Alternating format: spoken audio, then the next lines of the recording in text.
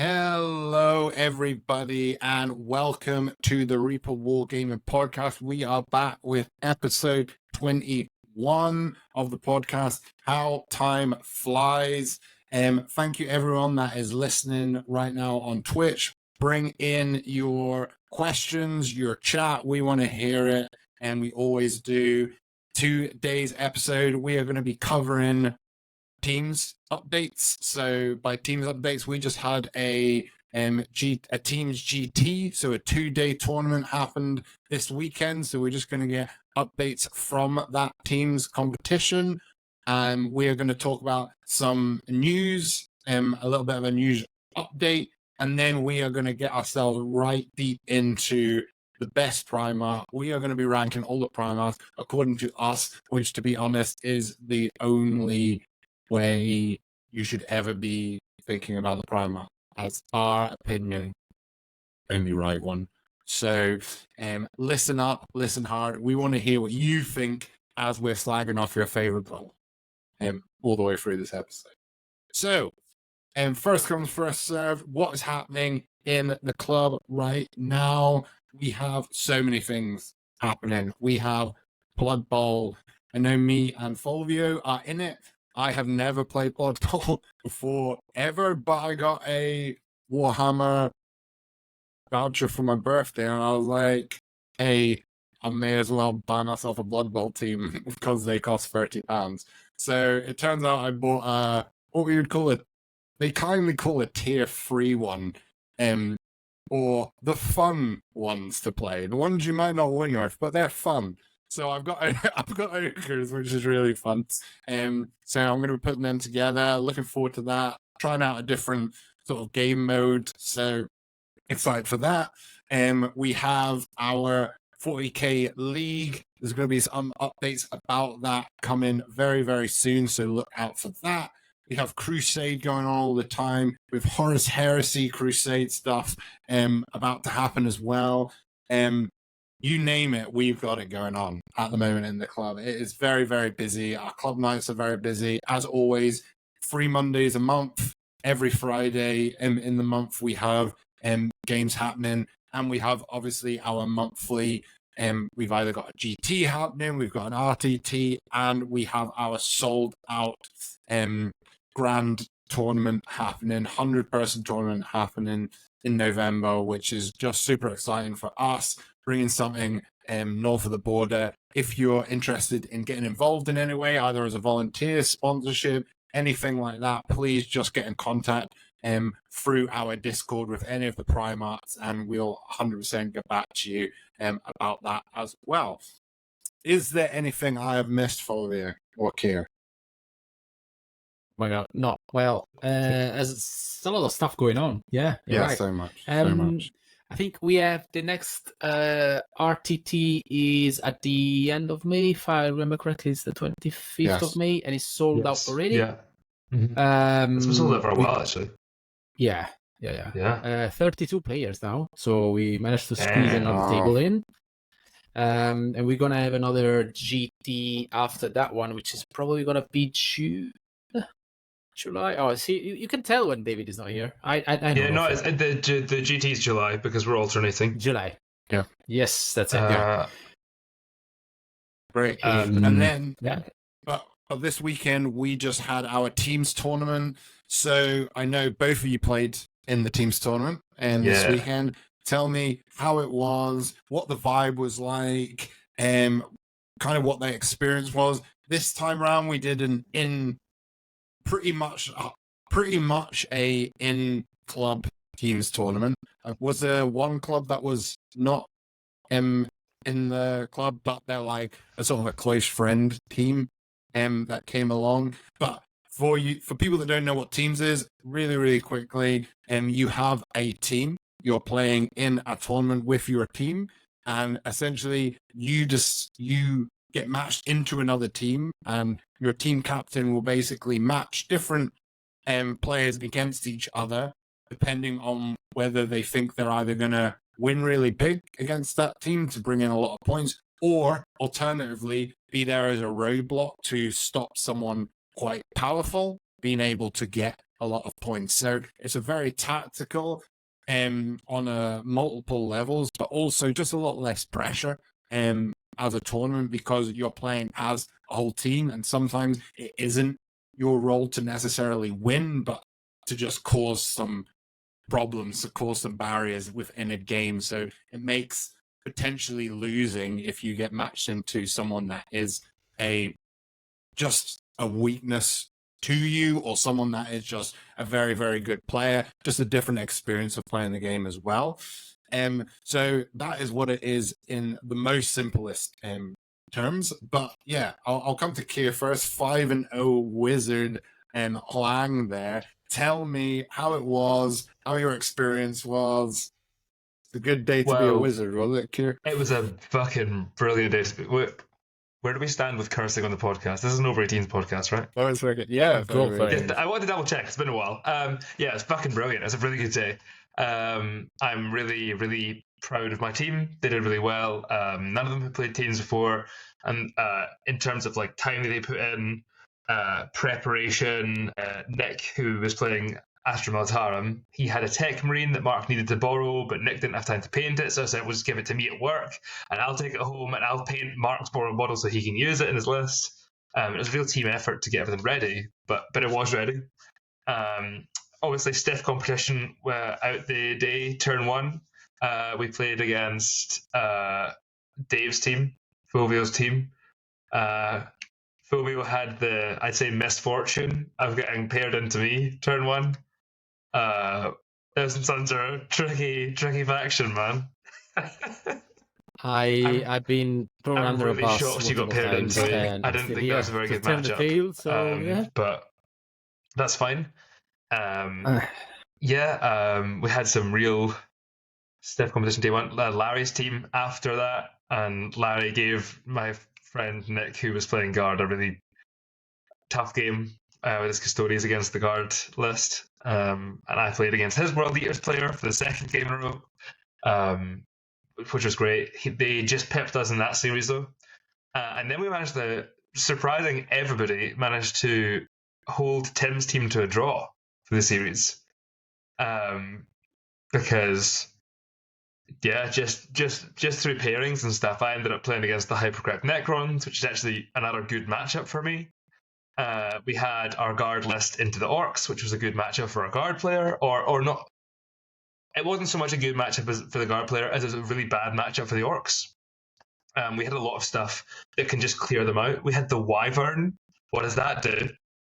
It kills Orcs really well because it's strength 5, it's twin linked, and it's AP dash. When they're under 5 up invuln, you don't need AP. Okay. So, yeah, it was cool. So day one was really good, and we finished with 2 draws and a loss, and we're all really happy about that. Day 2, we managed to take another draw and a win. So, yeah, huge effort from the guys, but it was awesome. Teams is the best way of playing 40k, and yeah, going 5-0 with Thousand Suns was absolutely rad, because there's no way you can do that in a singles tournament. Not right now. But yeah, anyway. Fulvio, what was your experience like? Did you enjoy it? Was it fun? What happened? Yeah, it was really good. It's a kind of an awkward team setting because it's only 4 players, so the pairings are a bit more weird. I mean, for me they were weird anyway because it was the first time I played in a team. So you just go on your sort of instinct and just say, oh yeah, I think I can do something against Thousand Suns, and then you find out that, oops, maybe not, or maybe you just like misplay and just didn't kill Magnus, your best. which would have been the correct thing to do. But he's not easy to kill, man. You just learn. You charged me. Yeah, you started it. He just Magnus. finished it. No. I would have been. The Lord of Skulls goes in. Brutal. Don't remind me. Still odd. Honestly, whiffed so badly. No, it was really good. I think it's nice to see what your idea of the game could be on paper, and then after you play it, you just see how it went, and you're like, I could have maybe squeezed another like couple of points in it, but that was it. And the good part is, as Keir said, is that this is the best way to play 40k, because even if you lose like by whatever 20 points, it's just a small loss in a sense, and you still bring in points to the team. So if the rest of the team is doing well because you took the matchup which was the hardest one, you keep going from there and just score points and points. It's just it's never you always have an objective at the end of the game. You don't want to I've been tabled, I just don't know, I just drop, I just go home, because there's the rest of the team that is working together. So it's really good. I really enjoyed it, and we managed to finish second. I don't know how. But yeah, it was really, really good, and I think we're gonna push for another team event. I think it's September, but it's definitely awesome, and October I'm looking forward to it. The guys I don't remember exactly. September. To be honest, we could do with starting to come up with a plan for that, because the guys in my team who I get, if there's a prize for best team name, Charles's Angels, perfect. Shout out to Charles, our beloved, I guess, staff member. Yeah, what a guy. Anyone who's been down for a day knows who Charles is. We're all wondering, like, are we going to stay in the same team and add one to our ranks, or are we reshuffling, or what's the script? So we'll have to have a talk about it. We'll see, because the next one is it's going to be probably a 5-man team, way more which makes it more interesting in a sense, because normally, like, what you see is teams of 8 people, so the matrix and all the pairings, it becomes really, really hard. But it's a good intro, and it's good even for anyone that never played a tournament. So I think Nick, I think he's played some very casual stuff. He was at the Halloween tournament that we ran, the Highlander. That was like, the Highlander at 1,750 points last year. I should know. I was TOing it, but yeah, there we go. Thanks, guys. I don't know. It was a weird day. There was. I was painted red, dude, and it didn't come off for days. Like, you like I organised it. One thing I would like to mention before we go into the juicy stuff is we are having a committee meeting on the 26th, so a week tomorrow.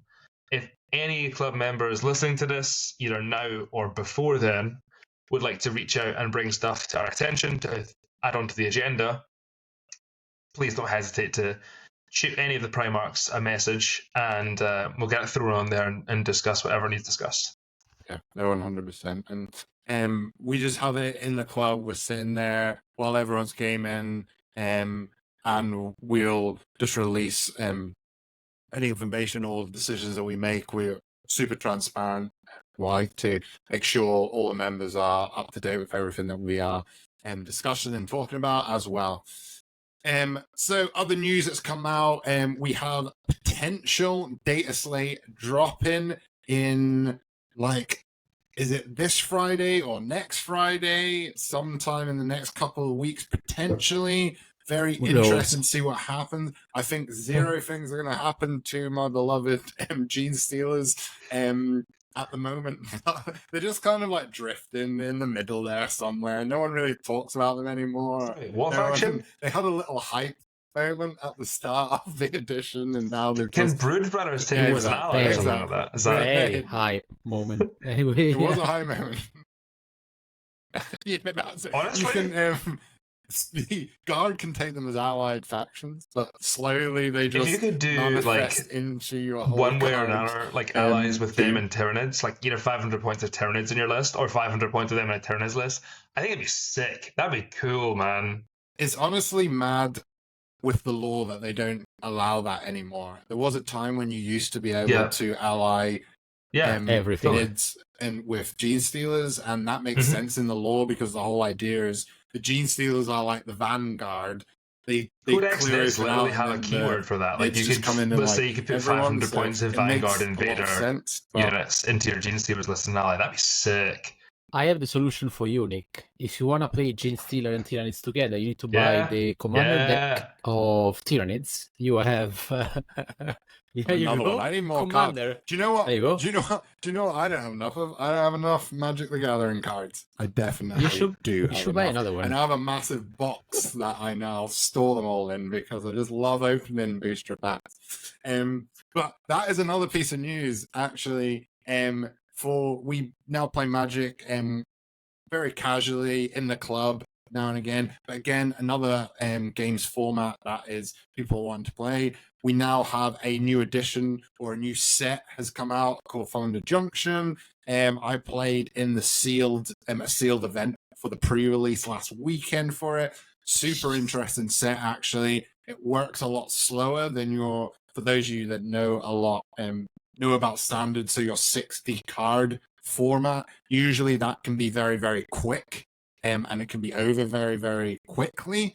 But for draft and sealed, with Thunder Junction, it's a lot slower and more methodical, and stuff just has to build. It's quite interesting. A lot of the mechanics are very interesting. So anyone that's wondering about maybe going to a draft or us thinking about doing a draft again in the club, it's a really interesting set to do a draft. I think there's been some interest in our draft. So some of the cards are really, really there's cool. Been some interest in our draft. And there is some very... And we've got more... What's that? We've got players who are more on their feet with the rules and stuff now. So I think a draft might even be better this time around. Perfect. Yes, no, 100%. And I've gone to a few drafts now. So potentially it'll be a lot tighter. Yeah. The last one, which wasn't tight, but it was fun. Man. It's so I enjoyed it's in the box, yeah. It's sick. But still there. You want to play it? It's in there. Nice. And then in terms of other news, we also have some amazing lore news. We have a first for the Legions. We've got female Custodes, which is just super exciting. Like, in a universe that has been going on for 40 millennia, we're in the 41st millennia or whatever. The idea that there wasn't already female space marines anyway doesn't make sense. So them being there makes lots of sense. It's also great, in my opinion, just for the hobby itself, for a hobby that is all about creating a space where people maybe don't feel safe or comfortable in other spaces and have found a space where they do feel comfortable. We want to make that as open and as safe and as inviting for as many people as possible. So the more the lore can enable that to happen, the more happy I am about that. And we are definitely not going to dwell on it for too long, but anyone that has an issue with that is just, it's misogynistic. It isn't in line with what our club is all about, and it isn't in line with the way that we as a club want to play the game. So I'm just super excited about that. I'm excited to see what that lore is like, how they can start expanding that lore, because to be honest with you, through the Horus Heresy, some of the most badass characters in that book, in that series, are some of the female characters, some of the Sisters of Silence, some of the captains of the ships are absolutely awesome, and some of the Immortals as well. I call them. I don't think they're called Immortals in the Horus Heresy, but Perpetuals, that's it.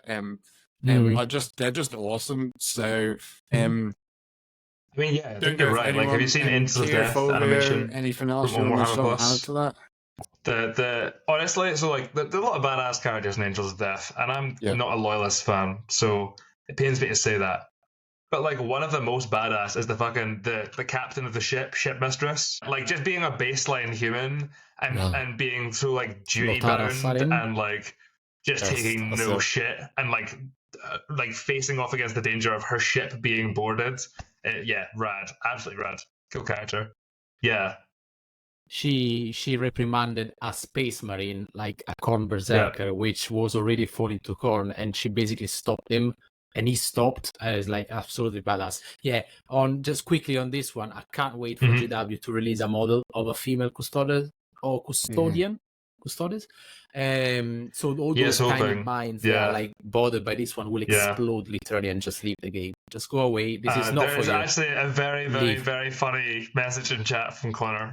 It's true you don't see many Custode women. In fact, they're so alike in voice and appearance, they're often mistaken for Custode men, which is a great Tolkien reference. Yeah, really good stuff. I love a crossover episode. But yeah, if you're bothered by it, care less, dude, because it's not worth it. And I say dude because the only people who are bothered by this are men. The only people that are bothered by this are men. It's not worth it. It's a dude. There's more important things to worry about, like painting your pile of shame. Okay, sure.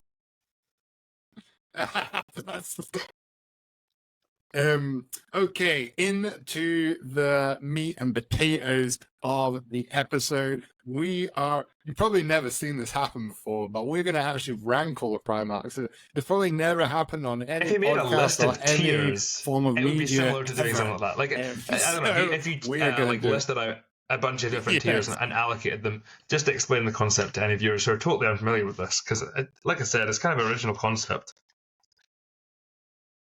Yes.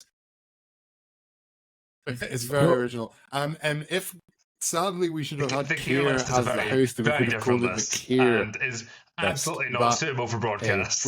I'll tell you that. Yeah.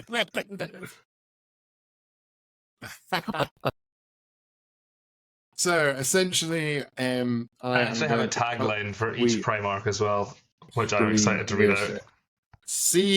So essentially how a tier list works for those of you that have never seen this happen or never watched YouTube or have lived probably a much more active, fun life than me.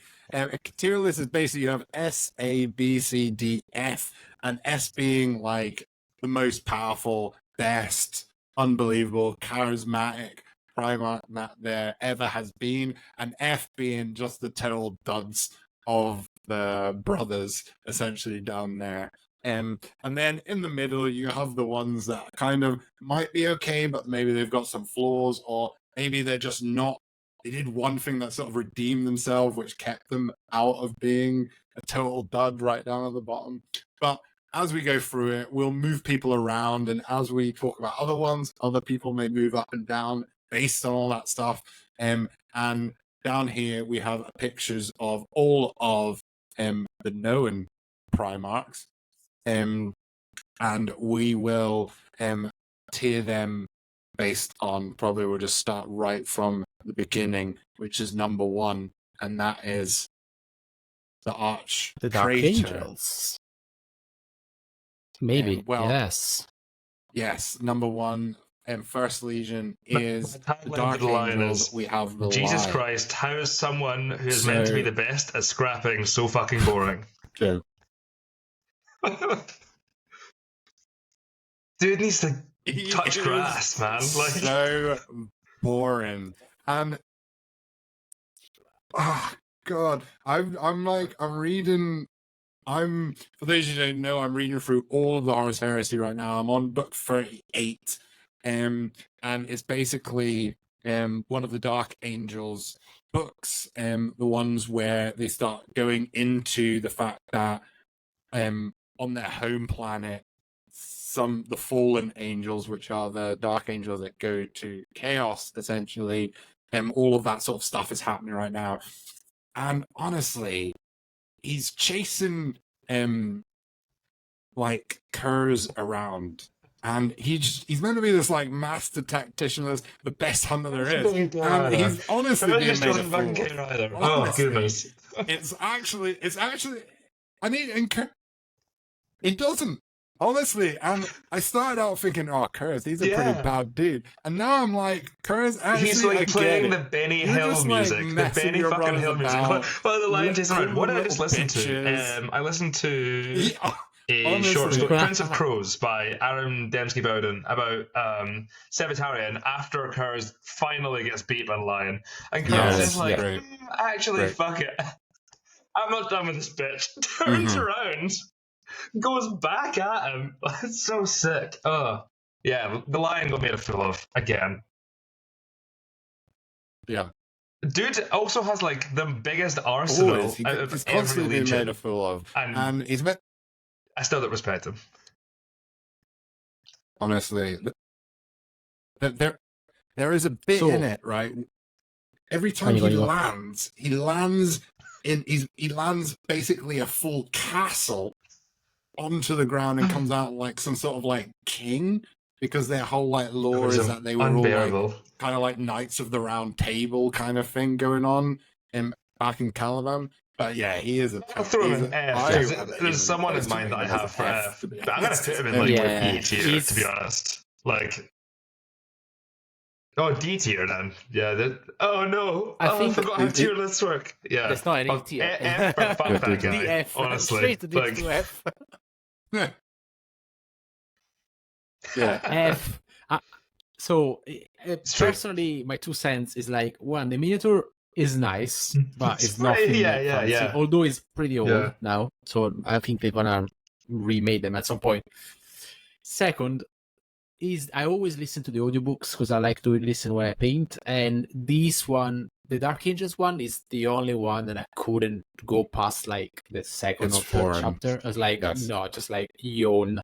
So yeah, for me is D, like the diabolically annoying as and you can see my sophisticated system has worked it's already. Just that easy. That's how easy it is. It is working. Right, back to Second Legion. Number 2, Records Redacted. Maybe it's a female. Who knows? Seethed. Honestly, seethed. But there's going to be next just like exploding all over the place. It's gonna be an article on Spiky Beats about like podcasting. Podcast. Because Spiky Beats is just like made by ChatGPT and ChatGPT now, and it just pulls the words that are said on YouTube. A female emperor. But yes, we have the. You're telling me that the emperor is like a powerful psychic being and has never once used his powers to give himself tits. We have the... I think you're joking, pal. Maybe it has. No one's beyond that. Boobs are excellent. He's beyond all of that. He's like a whole nother universe. But we have the third team talking about Flights of Fancy. We have Fulgrim next. Emperor's Children. The most dramatic man of them all. What are our thoughts on Fulgrim? Great character. Is really well described because I think he's in the first 3 books, one of the first 3 books as well. Because he's very close with Horus, and it usually goes to his ship, and they have like chats and stuff. And when he goes past, he remembers the name of all the Sons of Horus as well. He remembers the name of Loken, and they're all like starstruck by this figure, which is absolutely perfect, immaculate, and he's so good in combat, and his legion is always like so into perfection and stuff, and you can really see the downfall of the character because he's not technically his fault. He's just tempted by this demon, and this demon take him down the path of like killing, spoiler, Ferus Manus, his brother, becoming a traitor. And at the end, you see he's not him anymore. It's just the demon speaking, and he's not there. So the body is his, but he's not there. The demon is taking complete control. And at the end, you see the bargain that goes down, and there are some moments he's still like quite present, quite lucid, and he regrets killing his brother, but he's just down the path at this point, and he's gone. And honestly, that kind of story arc in terms of like storytelling and lore, the whole idea of the pursuit of perfection being the thing that brings that whole legion down this path of perfection not being sometimes the greatest thing ever, you know?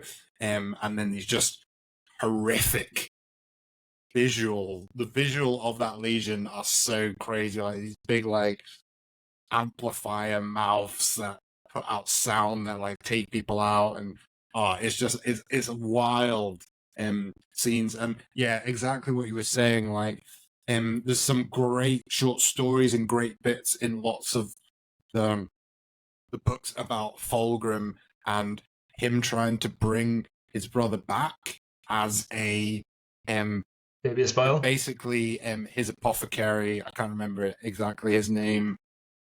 That's it. It finds this way of like basically bringing people back from the dead, or like clones of people.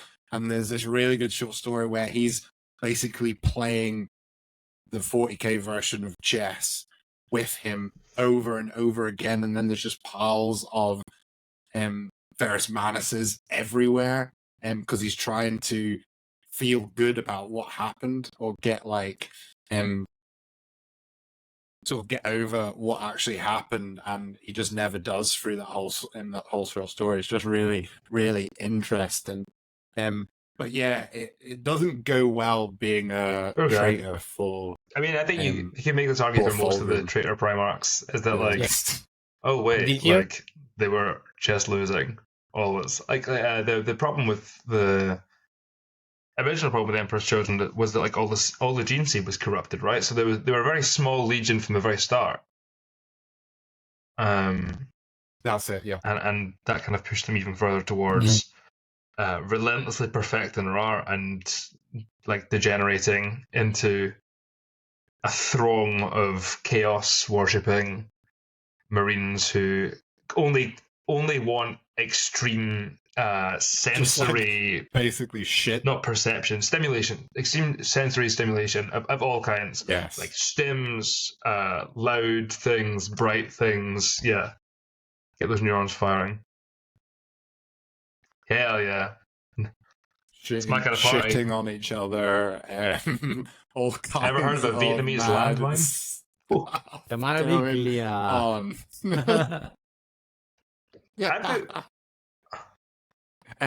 Yeah, we've got just in the chat there. Someone's just in the chat there. Someone saying the best part of the line is when Peter Dinklage shot him with a crossbow on the crapper.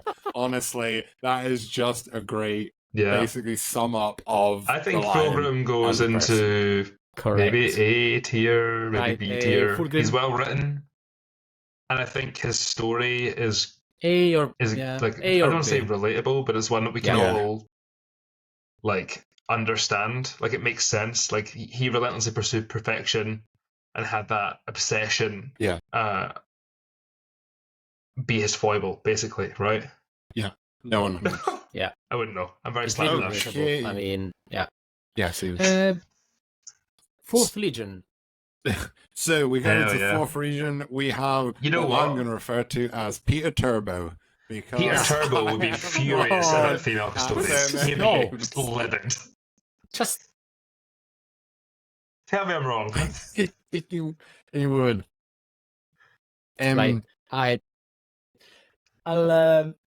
I'll never hear them. Peter Turbo, is my one of my personal favorite, because when I started with Iron Warriors, so I learned all the stories, all the lore. At the time, there was like only one book, which is Storm of Iron, which I would suggest and recommend to everyone to read because it's great. So he's a tactical genius. He's a mathematician. He's into art. He knows all the inventions of Leonardo da Vinci, which is obviously like with a different name in the 40k universe. He's an actual genius. He spent a lot of time with Fulgrim, his bro, before. They exchanged their weapons as well, because they are excellent craftsmanship of these weapons. He made what did he make? He made a mace. So Fulgrim made Forgebreaker for Perturabo. Forgebreaker? It is absolutely sick. It is made from an alloy that is unbreakable, apparently, and has a razor-spiked head with a flat killing surface, which is also cool. Hammer's a cool man. Iron within, iron without. Wasn't Peter Turbo? Isn't Peter Turbo the one that made he did give him Fulgrim a weapon, but didn't give it to him. Give me just 2 seconds and I can quickly fact check this. I think so. Yeah, that's it. Yes, that was. No, Ferris Mask. Sorry, not Ferris Mask. Perturable's hammer is made by Fulgrim. Right. Sorry. There you go. Yep. Yeah, the hammer. It's Hammer Forge Breaker, which is a cool name. Oh yeah, it wasn't. Yeah, it wasn't Vulcan. So. Mm-hmm. And again, Perturabo, tactical genius, is always been obscured by his yellow brother, Dorn. He always felt resentful because of this, and he's always been like put into the shittiest job and just like dug itself out, because his legion was quite the gene seed I think is quite stable, so they don't have many mutations and stuff, so the number of legionnaires has always been quite constant, and they've always been into grinding campaigns and stuff that just literally the others were shining on a podium. It was actually like digging a trench. So I think he kind of created a bit of a super slighted because he and Dorn have a very similar skill set, whereas he is the attacker typically, and Dorn is typically the defender. They're both masters of siege warfare. However, Perturabo felt particularly slighted because the Emperor chose Dorn to defend Terra, and that upset him hugely. But he also, by the way, Perturabo's plan would have worked because he was actually winning with a slow grinding thingy, and at some point he just left because he was not going the same way he planned. Anyway, sorry, Nick. And he also got tired of the fact that it was just him and his legion having to die in the trenches at the front as the vanguard all the time, and then he was. You're on a different mic now. Oh, am I back? You're on a different mic. I think it's. Is it weird sound? Yeah, it's a little bit tricky to understand. Is it sounding weird? Yeah. This is Perturabo. Also, honorable mention for Perturabo. The logos, his Artificer armor is unbelievably cool. His mini is so sick for heresy. And also the Iron Circle, badass. Yeah. Badass, man. Yes. I was about to mention that he has the Automata Circle, which is absolutely amazing. Yeah. Some might say they're made out of iron. Men are out of iron. Who knows? Yeah. He did it. Yeah. He did work with ChatGPT and borrowed some parts from Boston Dynamics. To his you guys seen those videos of the robots they're making? Yeah. That's so cool. 100%. For me, it's a solid B because I love the character and really love the way it's been down the path. He needs a cuddle. What he is now, by the way. He's a Demon Prince of Chaos Undivided, but we don't know what he's been up to. Maybe some therapy, I think. Because, it's true, but he saw his combat record for his Legion after he found them and decimated them. So there's that. Yeah.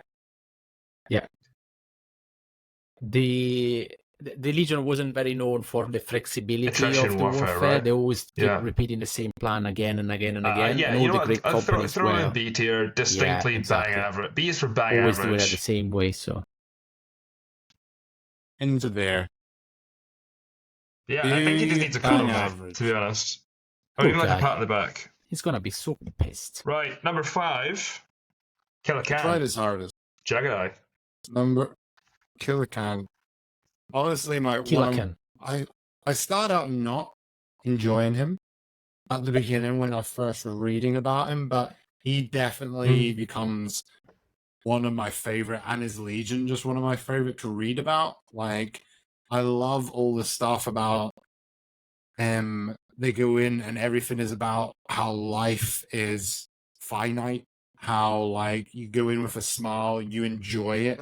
Life's there to be enjoyed, not to be miserable and serious all the time.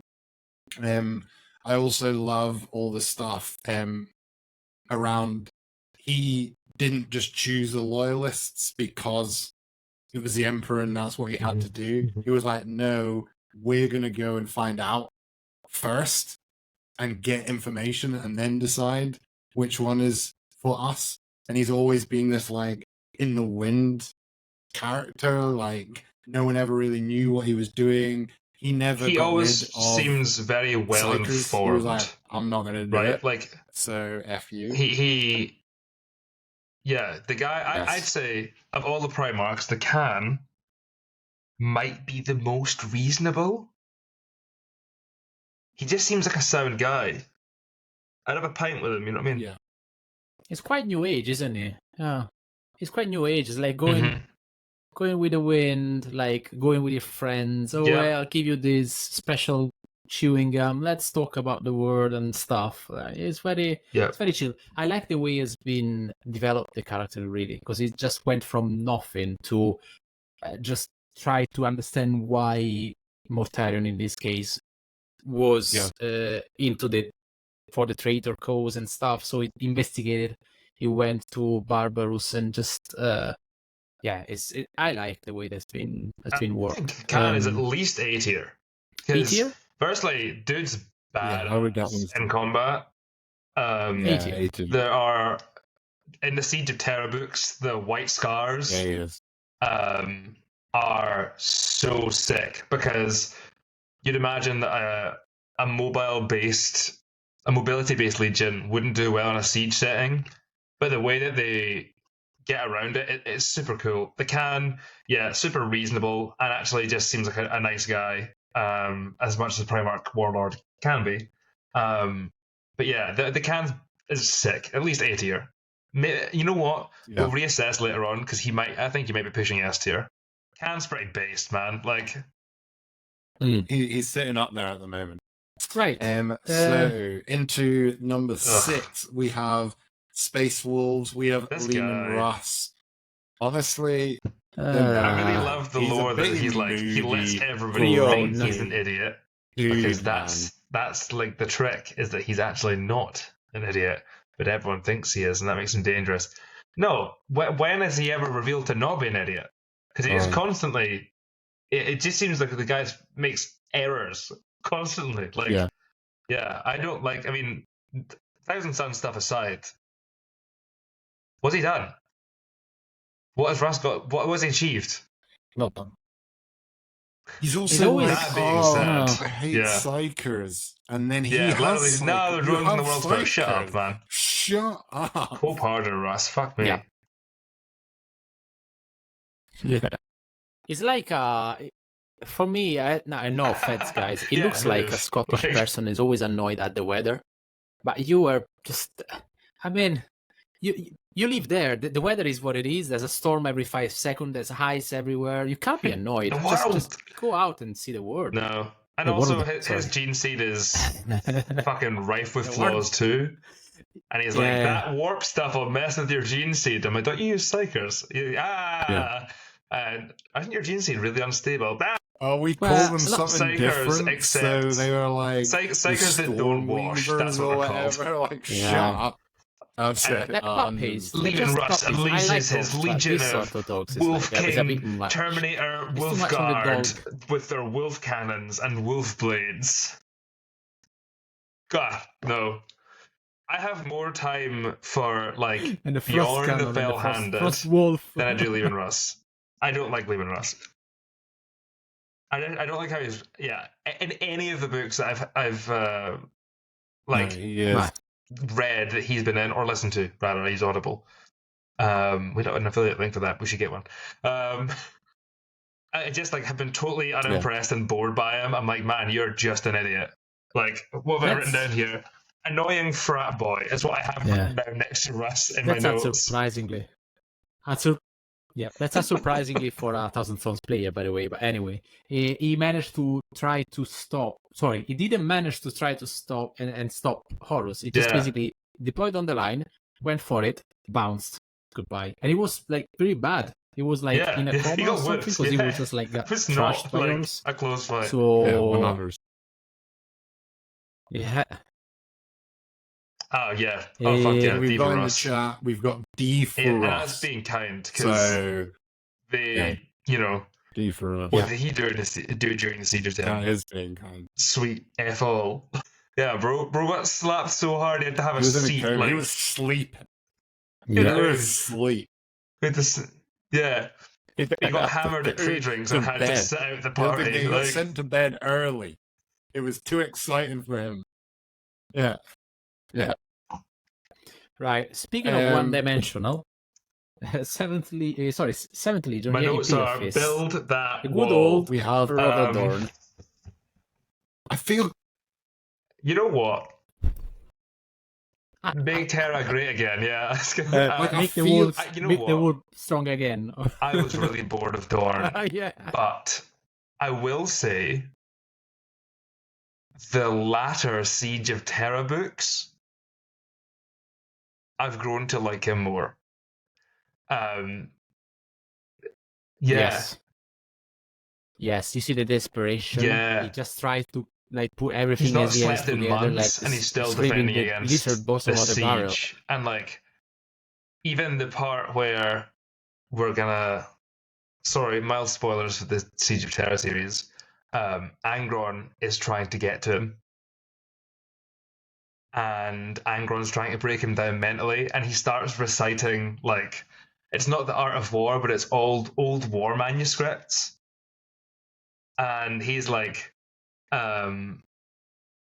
he's just reciting these codes of warfare, and this is the history of warfare to himself, while breaking down this fucking wall that Angron's trying to contain him with, and it's so good. Really? Well, I thought the implication was that it was Angron. Damn. And I will say as well, once he does, I really enjoyed the part where he's able to come in and actually start fighting like the soldier, because the fact that he is a Primarch but still fights with a two-handed eviscerator chain blade is so cool, man. He doesn't do the fancy stuff. He just gets a really big mastercrafted chain blade. This two-handed. And I always feel a little bit bad for Dawn as well, because Dawn he wanted to be out there, he wanted to be fighting, he wanted to do stuff, but he was just the Emperor saying, nah, you need to be here, and you need to cut up this wall, and you need to just wait.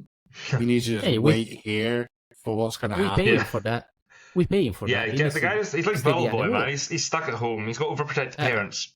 Sorry, but Storm's Teeth. That's the name of his chainsword. Storm's Teeth is a colossal Primarch scale two-handed chainsword. Badass. Chongus. I don't think personally we can put him higher than I think they're probably Peter Turbo. They're equals, but only because of the redeeming I think he needs to be on the Siege same of Terra level, books, where he actually gets character development. I would put him exactly just behind. I agree. Because I think Perturabo is more interesting. Nice, but I think Perturabo is going to get the development. I think the Imperial Fists are more interesting after Siege of Terra books again. I think they are maybe more interesting than the Iron Warriors. You got... Yeah, because you got some freaking Xenos, the Black Templars coming from them. Sigismund, badass. I agree. Perturabo comes above Dorn, because it's not a faction tier list. To be honest. Oh, we could do one of those as well. I have to make sure Dave's not on that podcast, otherwise Space Pose will be getting bumped. Yeah, we could. Al saying, Dorn the unsung hero, did what everyone else failed, followed orders, did what was needed. A tier. I don't think he's got the personality for A tier. I like having him in B tier. Stoic.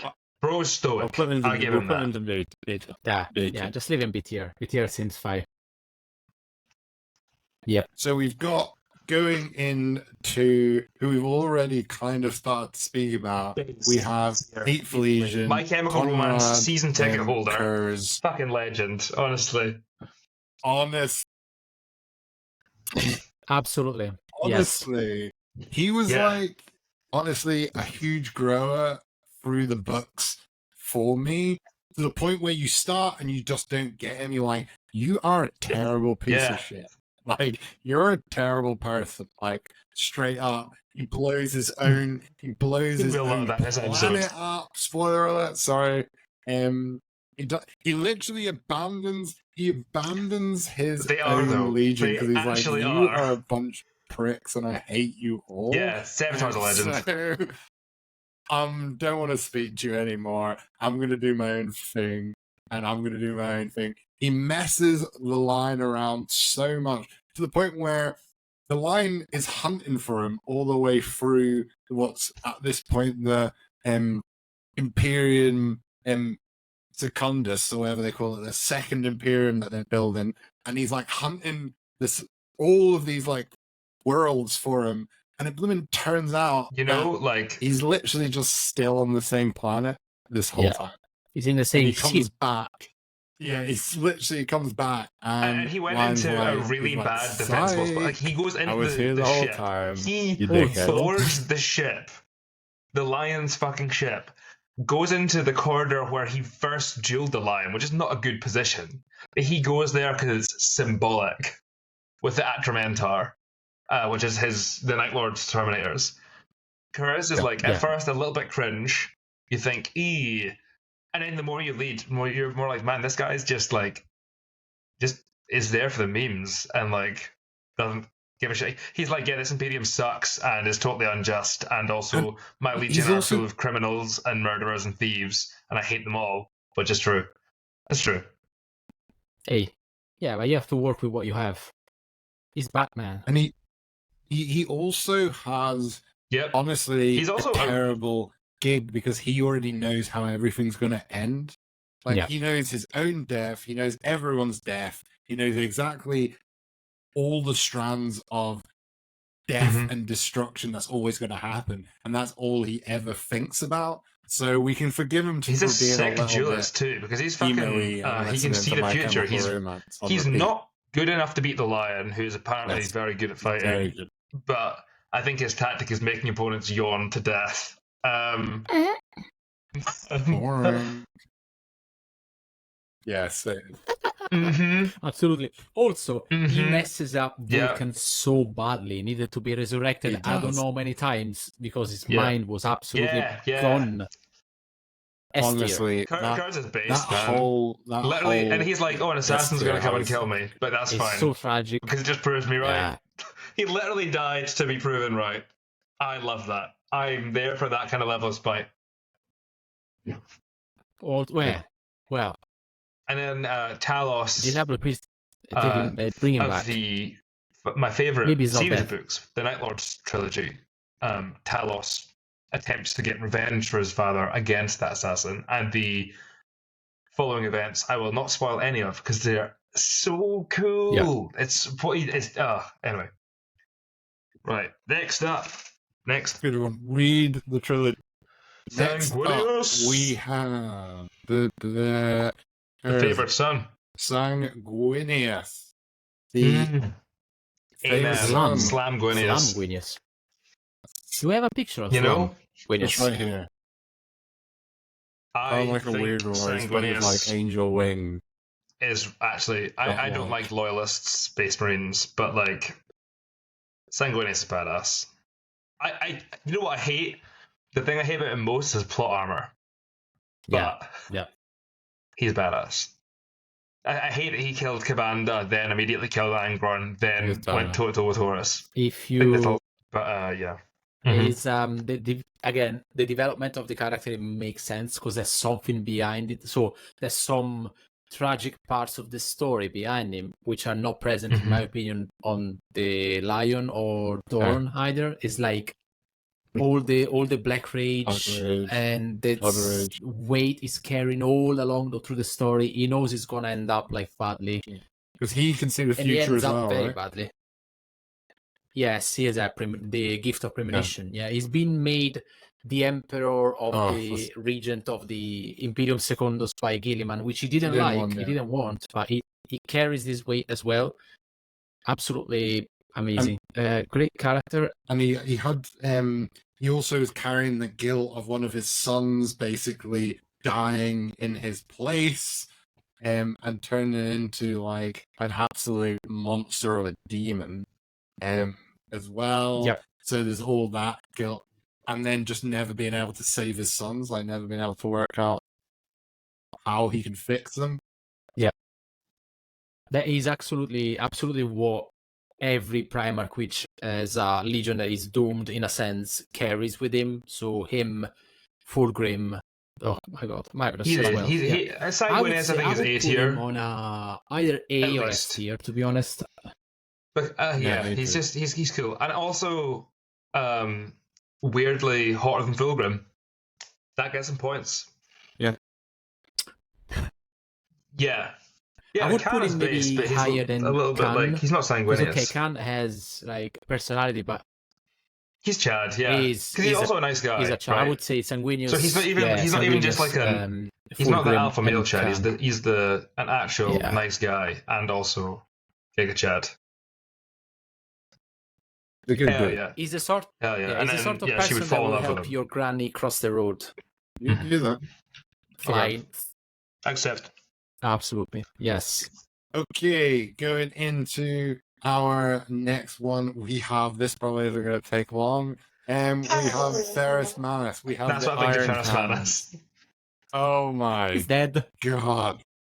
Yeah. Talk about tactically inept. Primarch. Oh my goodness. Yeah. He had some snazzy hands. He killed probably a Void Dragon or like it was I don't know, some sort of Necron with his bare hands, which weirdly was one of his that's the personality character. Yeah. Apparently he was physically the strongest Primarch. Who fucking knew? Because I thought it was Vulcan, but it's not. Apparently it's Ferrus Manus. The next guy might have not something. that you'd know, because there's really no books about him. He's got pretty much no lore. And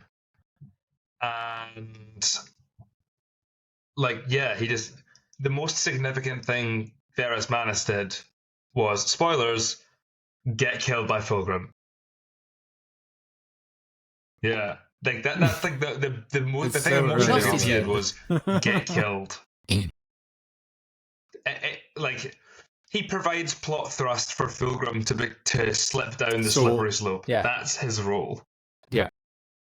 Although I must say, this is a mild spoiler. He might not be 100% dead because he is in some shape or form.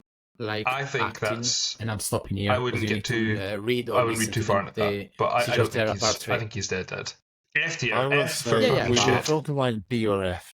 Honestly, his other thing is he's an amazing artificer. Well, guess what? Yeah, boring. So's Perturabo, so's Fulgrim, and so's Vulcan. You can't be a one-trick pony in this business. You need multiple tricks. Yeah. Ferrus Manus. You need to differentiate. I wonder your what that business, means. Man. Right. Iron Hand, with the guy with iron hands leading the Iron Hands. Jesus Christ. Who wrote this? The flesh is weak, the writing is weak. Flesh is weak. So we have 11 is another redacted, and then we have another one. First. We're just saying it. We're saying it for to get us more Guess exposure. What? Negative comments still count as interaction. Thanks for the boost on socials. That's true. Yeah, that's true. But we have my heart bleeds for Angron. Is Angron. Honestly, Angron, my man. Honestly, Angron, my for me, man. Oh, God, you start. He is It's just tragedy after tragedy for Angron. It starts with the fact that he gets taken off a planet by his dad, and he basically leaves all his friends. Can I slow you down for 1 second? First off, because before that even happened, he refused to kill his best friend in the gladiatorial arena, and that's why he got the butcher's nails. As punishment for not killing his best friend. So even before that, and you know what? When he gets taken away by his dad, you know what happens? Even before. He was in the middle of leading the slave revolution on that planet. Yeah. Leading the slave revolution. Yes, 100%. Yeah. And the Emperor didn't even say, "Hey, I know we're all here and we could stop all this, but we're not gonna." Yeah, they all got massacred. All your pals are dead. Yeah, literally massacred. Yeah. I would say Angron being pretty much the only one who isn't complete. His whole thing is, I don't care about anyone. You're all idiots. I don't like the Emperor. Listen. He's an idiot. He is not Korn doing the work. He's not the nails. He's not rude. It's just Italian. It's just very direct. You know, it just tells really you funny. You are a prick. Angron's actual Primarch That's power, why I like him. which isn't just being good in combat. He's an empath. He can calm others' feelings, and he was meant to absorb pain for his brothers. Yeah, genuinely. He uses his powers to calm the other child slaves in the caves of Nuceria before he was taken to the city by slavers. So, yeah. Yeah, it does. And then, it gets worse the more he degenerates, because he still has some semblance of, sapience when he arrives, when the world eaters, before the world eaters, they're called the war dogs. When he arrives, he still is kind of himself for a bit, but the nails just bite deeper and bite deeper and bite deeper, and eventually, it's super sad, man. And yeah, he was fighting for the slave class on his home world for the people he loved. Yeah. Yeah. And they have, and I know we're not talking about the factions, but as a faction, they have just some really interesting characters in there as well. And yeah, just some really interesting stories. And he basically, he doesn't really, can you imagine if the Emperor had helped with his revolution? And can you imagine a loyalist Angron? Yeah. With the war dogs. Yeah, would it be a weapon? Although the nails are like a piece of alien technology, so we don't know how they interact. Even the apothecaries, actually a really interesting or even part the Emperor couldn't in the fix Thousand Sons the nails, couldn't remove them where they killing use magic to do brain surgery. And I think the idea that if the Emperor had been less of a prick to both the Thousand Sons and the World Eater, and Angron, primarily because it's Angron that we care about, there's a chance that the Thousand Sons might have been able to help Angron, because it's something similar in one of the Thousand Sons books, where there's a device burrowing into their... Oh no, it's a Psychnuin. It's a burrowing insect which feeds on Psychers' brains. One gets implanted in the back of someone's skull, and they do microsurgery using magic and slowly disintegrate the atoms of the Psychnuin. So I think there's a chance they could have done something about the nails, which is really interesting as an idea. Because I think when you because the World Eaters are stormtroopers, right? And the Thousand Sons teleported Horus's entire fleet straight into the center of the Sol system. Which, by the way, also a detail that people skip over a lot when they're talking about the siege. Yeah, they beamed the entire fucking fleet straight into the solar system, past the defenses. So sick. And what I also like the fact that he just hates everyone. I mean, he can only derive pleasure from violence and pain, right? He's like, you're a little bitch. Yeah. But they work as an effective combo during the Shadow Crusade, it's called, I think. Shadow Crusade. And his Warlord actually helps him. Well, goes he basically Angron is dead, and he's buried underneath all this freaking rubble and earth and stuff, and he basically digs him out of this thing. Angron's an S tier. That's kind of the start of him being. Angron's an S tier. Angron is S tier. Yeah, I fucking love Angron. Who's our S tier so far? Curls and Angron. This is going to be very tier. Different from every other tier list on the internet. Top boy. Yeah. Yeah, 100%. Absolutely. Okay, so right, we are going into the That is horrible, man. We've got Gilly. So Gilly, man. I can chuck my rant here. Do. So why of all the legions you had 20 legions, GW, right? 20 legions. Why the only one you made boring is the Romans? Why? Why?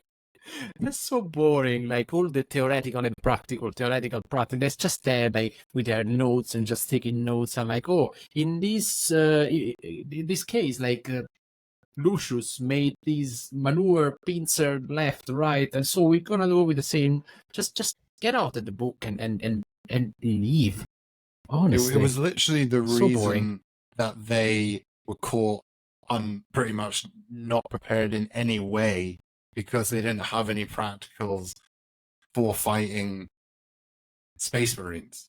Even though one of them was like, hey, I think we should do a practical to think about how, just in case, Space Marines is the one we haven't done. And they were like, shut up! They're like, any innovation is not allowed or any creative thinking or anything, you get censored. Like, there's probably more censored soldiers in the freaking Ultramarines than there are, like, non-censored. And it just sounds like one of the most unfun legions Space to be Marines in. fighting Like, against magical beasties, I don't know, demons, for example. That'll never happen. Demons. Shut up. They are absolutely 40k-ish. You know 100%. what? I have a hesitant respect for Gilliman because he is good at what he does and has held the helm, and that's the only thing in my mind keeping him out of F tier. I think he's in D tier. He's a D tier, definitely. Probably, yeah. Probably. Yeah, because actually, fuck those two dicks, honestly. Like, they both suck. Lion is... Yeah. Lion. You can tell and then Lion and Russ. Listening live. Lima Russ. Yeah. No, Lima Russ. Okay, no, the Lion is numbered last. Yeah, makes sense. Right. Okay, so into number 14, we have what is the Decaying Honestly, Death Guard. I hate this guy too. Or I hate this guy too. He's just so mopey. Like, he's mopey and kind of for no reason.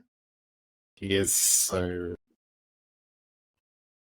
He's like, my life's hard. Poor me. I had to crawl along a death planet. And he is also always caught out again. He's like the Lion. He's always like one step behind everything that happens ever. Like, he's like, finally, I'm going to fight the Khan.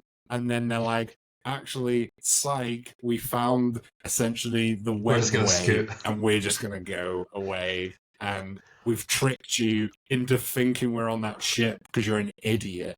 And we're just going to blow it up instead. You know, the part that we've learned nothing about what we do.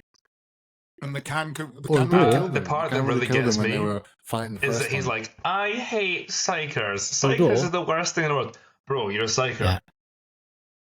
You're literally a psyker. Canonically, you're a psyker. He's a psyker. And he just loves magic. He's like, I hate... He's like one of those people that's, who's always complaining about, like, I hate promiscuous people, and then they're the ones being chained up. And there's nothing wrong with getting chained up. That's not the issue here. The issue is shaming people for it. Yeah. No, there isn't. That's not the issue here. Yeah. That's it. And he's the one that would shame them and then do it. You know what I mean? That's what he is. Although, I must say, a similar story at the beginning. Similar, but not the same. Because the Emperor came down and killed the warlord on his planet instead of letting all of his friends die. Yeah. Angron's entire family was massacred. He could have done it. Maybe. And also, the dictator was left in charge. They'd never even bothered to. I don't think it has been. They went back. They kind of said they were going to go back. Like, Lorgar was like, we're going to go back to this planet to do this thing. And then essentially that's where all Mortarion's the type of guy against who the Ultramarines kind of is like, oh, who dares me to drink this dirty pint? And no one said anything, and he's like, if you just want, then drinks a dirty pint and gets really fucked. Do you know what I mean? Better drink these poisons to prove how cool and hard I am. Shut up, man. Stop drinking poison. What's your game? Like, yeah, I'm loving Al's insights are enlightened. Al's inputs here as well. Robo girly man F tier, so crap. Yeah, fuck. Morty's an F tier. Morty's an F tier. Yeah, I can't. Morty is an F tier. One thing I will say about Morty is I do feel bad. No, he doesn't. He does not behave like someone who wants people to like him. He's like No, hang on. He wants Horace. He wants Horace to like him. He wants his brothers to like him. Deep down, you can tell. You know? Guys, be objective though. He's better than Gilliman. Okay, he's less boring than the Lion. And he's less boring than the Lion. I don't want to say he's better than Gilliman, because Gilliman's kind of boring, but he's not a douche. Yeah. Alright, put them together then. Gilliman before Magnus. I put the line into F. Speaking of Fulvio, I put the line into the F. Number 15. My boy.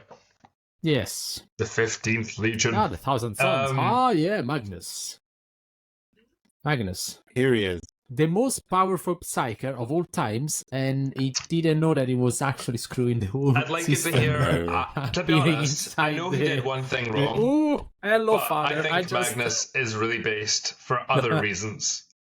He is super progressive. He actually doesn't want to destroy Xenos. He's like, we can just work together and learn from each other. That makes more sense. He actively tries to preserve knowledge. But it's not even just that. Just like any kind of he likes his books, oral traditions or anything. He's all about like preservation of knowledge and integration instead of just being xenophobic. And integration with humans as well, like being like, hey, human psychers, we should train them up, make sure they understand their powers. And they just have this really like good like scholaristic society before it all went just bad. And he tried to help Horace. He was like, I'm a wolf. Don't go to the bad side, Horace, please. Yeah, Magnus not only tried to stop Horace going to the bad side, and in fairness, he might have smashed all those wards that the Emperor put around the webway, and that was his ban. But he then told the Emperor, by the way, Horace is going to betray you. And the Emperor was like, we'll just ignore that because, you know, I like him more than you.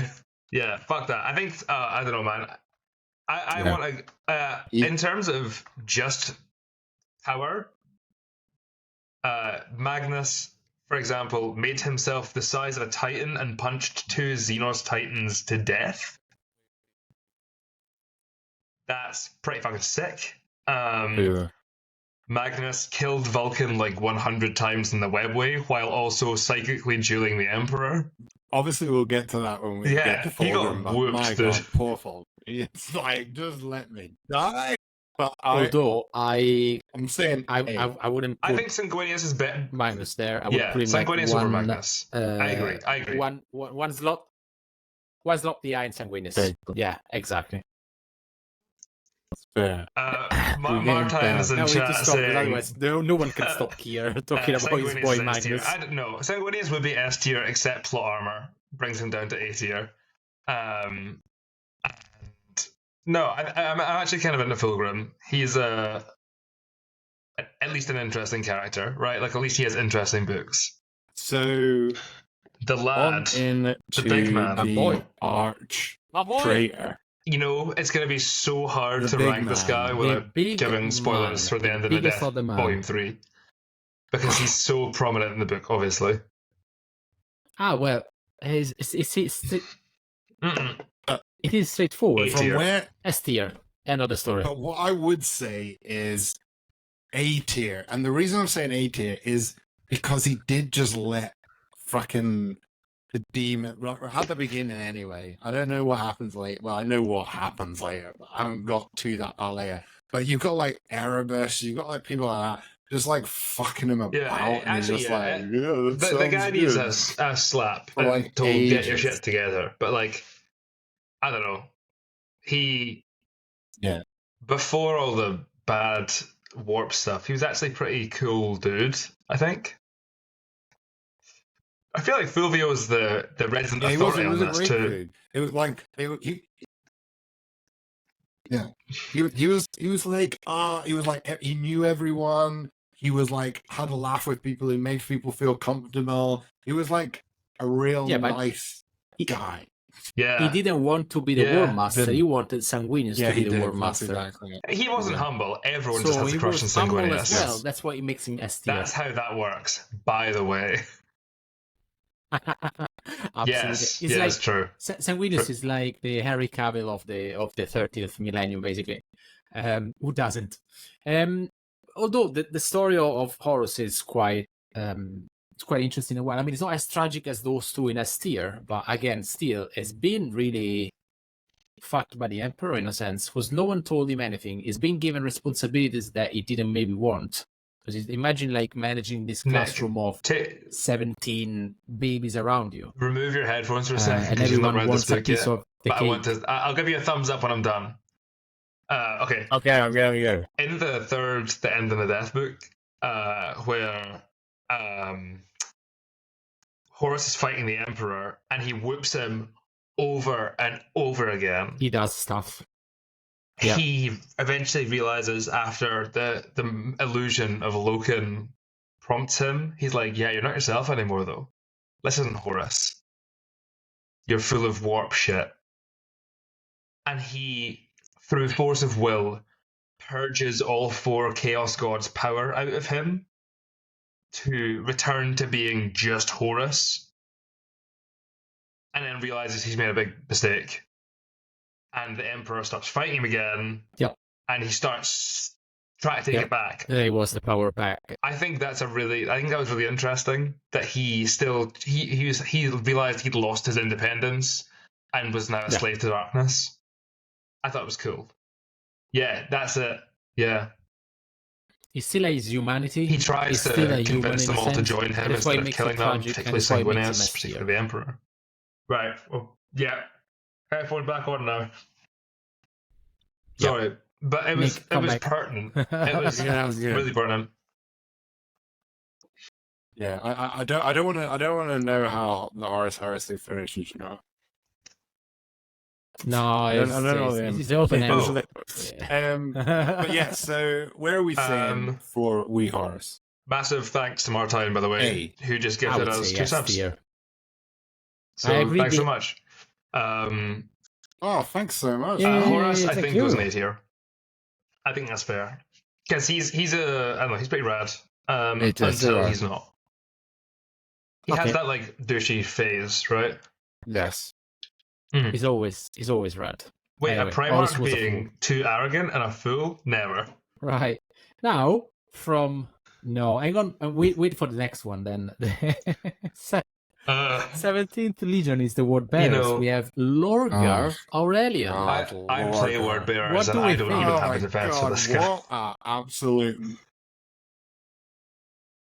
What a moan. He's like, first of all, we're on Istaban and he's just getting like battered about by He's never been the most like physically he's actually strong of the Primarch. He's always been part of his power. He's also an incredibly powerful psyker. So that's his power.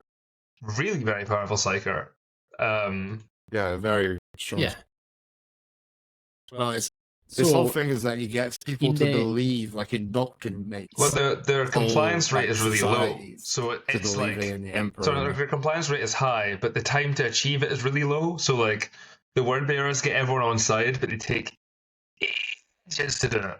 So and they got into big trouble. If you compare with Limaras or the war leaders, where the compliance is very high, it's true. And there's no one alive. Too far one way so versus it kind too of far balances the out other. a bit, right? So and what I would say about early Lorgar, like pre losing his mind Lorgar, was that he was like just he was like, why are we having to kill everyone all the time? Like, why can't we have people that believed other things but still lived on the planet and it was just harmonious? Like, why do we have to go in and just murder? Why can't we just convince them that we're here to help? And like you said, that diplomacy part, but the diplomacy, it was just like too slow. They were like, go in and murk everyone and basically lose your mind and faith in the Emperor. And it's very similar to Magnus' point of view, and very similar to Horus as well, because Horus wasn't like always like. I think there's a lot of irony in Lorgar's story because he wanted to convince everyone the Emperor was a god, and in doing so, started the Horus Heresy basically, or not started the Horus Heresy, but drove it, like driving force in the Horus Heresy of the Word Bearers, which ultimately ends in the Emperor becoming a god. Is the proof? There's irony there, man. I know it, somehow. Yeah, I mean, for me, it's a proof of. Yeah, it's a proof of like sometimes knowledge is too much and you just don't want to know. Yeah. Right? It's like that sort of stuff, and also it wasn't actually him. Erebus.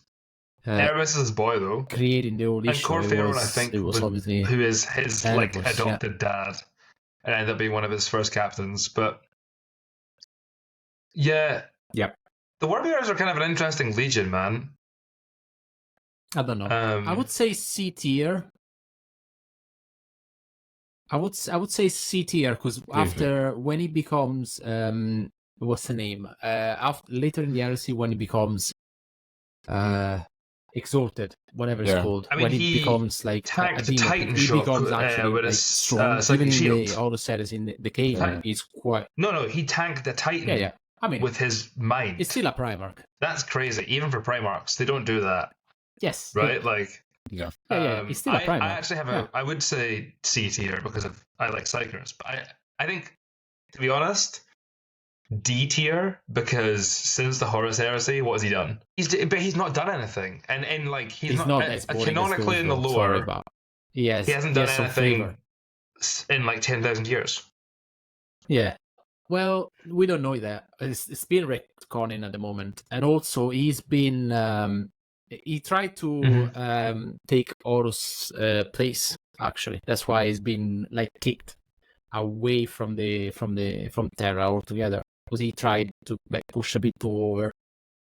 A bit too much. I'm not just doing it about boring. I'm doing more about like in a general sense, and Limer like what have they done? Personality. Yeah. Because like. Yeah, that's true. Yeah, that's why I put him at the 5D still tier. Doing stuff. You know what I mean? Hang on a minute. I have it. I know what he's done. He's done the warp storm that allowed everyone to be delayed, and but that's what I'm saying. That was 10,000 years ago. To go to Terra. So he's done stuff. I just want literally anything since the heresy. You want stuff now? Right now, like but as a heresy tier. I thought it was an heresy tier. Setting This is not tier. a 40k tier. Come on. Okay. Yeah, exactly. So like, across the whole setting. Yeah, across the whole setting. It's a Primarch tier. All the Primarchs are still alive. Well, otherwise we should put like whatever is. I mean, he stopped the Imperium losing. And what has he done in the last 10,000 years? Right, we found at his end. That helped in his lifespan. These people. Lorgar's has been like sitting in his tower, hiding from Corvus Corax for 10,000 years, which is virgin behavior, to be honest. Just having a little cry. Right. Okay, going in to Vulcan next. Honestly, poor Vulcan. He's like just getting killed over and over again in the most horrendous ways until he just loses his mind, arrives naked into the 5,000 worlds or whatever in a fireball, and then Vulcan's a massive Chad, man. He like literally just arrives on the planet with literal dragons, becomes Gaffer. I don't know. Just sick. And also, Defender of Humanity. And I like... Cool. Very cool. A Primarch that actually cares about people. That's unheard of, man. And I like this is obviously again going into the faction stuff, but all of that, they just seem like a really cool ass faction. Like all the stuff that they do, all their lore all the way through, just like their heresy is just like always interesting. It's always good. It's always like just like every writing as well. Primarch, I do need to give you some more Magnus related Vulcan trivia. Magnus and Vulcan were homies, and did you know that Magnus, one of the shards of Magnus, escorted Vulcan's body back to Nocturne and kept the salamander safe? Yes. Oh, really? Yeah. Oh, yes, he did. Yeah, he did. You know what? Like, help them through I don't get me wrong, I love my chaos stuff. Like I'd love, in the future, some kind of Magnus redemption I would arc. say... It'll never happen. But, like, yeah, I think it'd be sick. Yeah, that's going to be... Well, maybe he's not dead yet. Yeah. Yeah, Vulcan's S tier. Easy peasy. I would say Vulcan is S tier. S tier? He's so, like, literally, like, the whole of Siege of Terra, he's, like, chilling, doing what he needs to do, sitting in the throne room. He dies literally 100 times to Magnus and perseveres. His mind is, like, in tatters because every time is different, too. So, like, at one part, I think Magnus disassembled him at the atomic level. Yeah. So, and then he guards the Sigillite while he's on the throne. Not really a spoiler, but yeah. Vulcan's rad. He is. He's a good guy. Okay, we've got two left. Next we go in Corvus Corax. Is it? It's Corvus twins Corax. next. I have my notes like a more virginified version of Curse. Basically. It started a bit boring, and it actually improved for me because it became a bit more angry and want to just kill Lorgar. So yeah. Go no, I was just gonna say, like, I like his, like, basically, like, his story about how he was in, like, the slave mines and started, like, essentially like a slave revolution.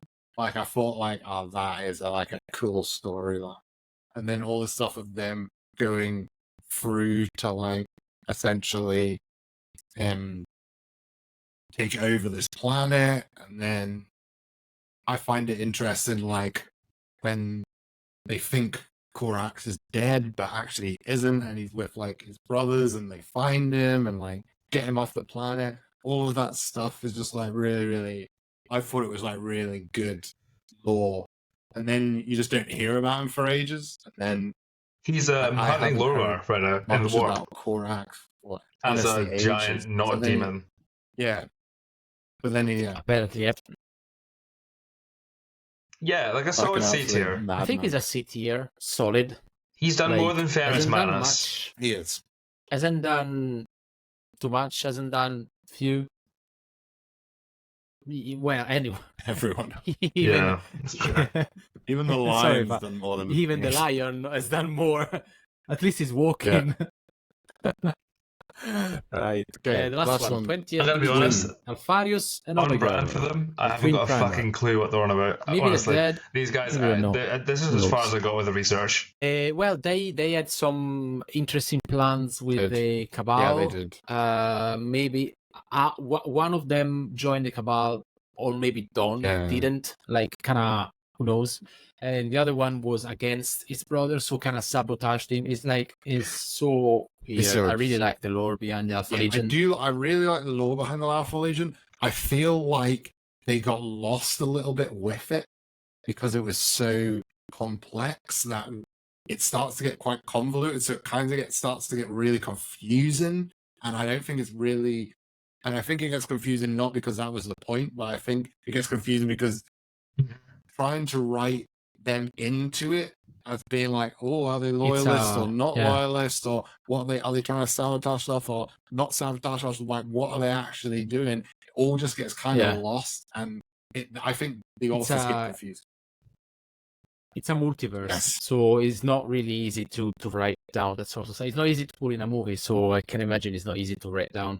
I think they've done stuff, and I think they've done stuff in the future that we don't know yet. There's plans and plans and plans. Very Gene cult in a sense. They also do essentially Face Off movie constantly, where they just turn into anyone at any point. So at any point, any of the That's legions just have 20 the 20th Legionnaires in their midst, and they don't even know it.